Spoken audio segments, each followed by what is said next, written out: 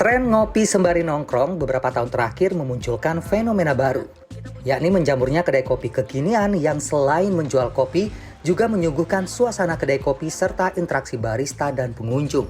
Walaupun kita nggak bisa juga menafikan bahwa online itu juga bisa kita, misalnya Mas tambahin double shot ya, tambahin shot ini ya, tambahin kopinya ya, tambahin ya. Tapi sangat berbeda kalau dengan langsung. Misalnya kita bisa nanyain, pakai gula aren apa gula putih, pakai brown sugar atau white sugar, bisa kita request pakai brown sugar.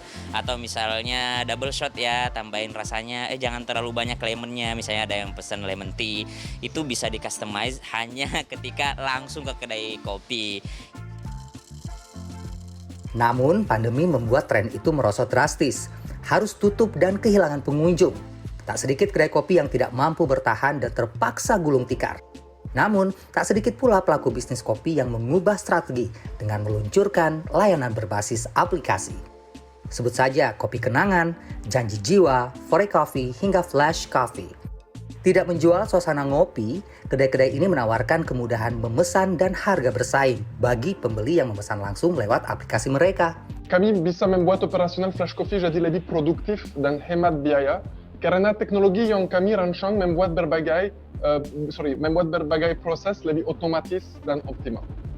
Kami juga menggunakan pembelajaran mesin dan kecerdasan buatan untuk mengumpulkan dan mengukur semua metrik operasional penting.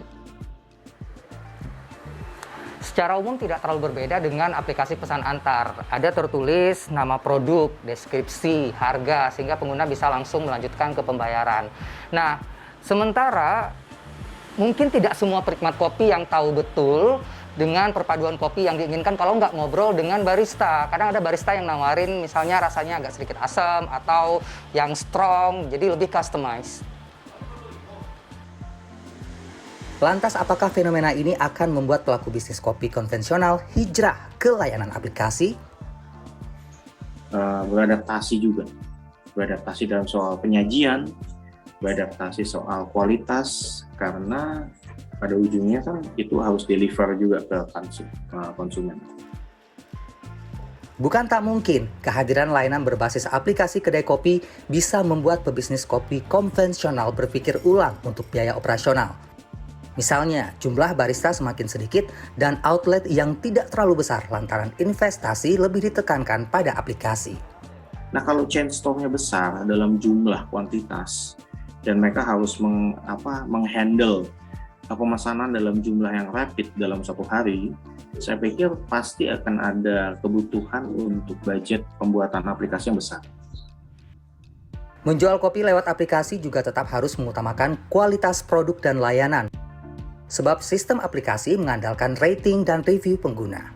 Roni Satria, Muhammad Iqbal, Jakarta.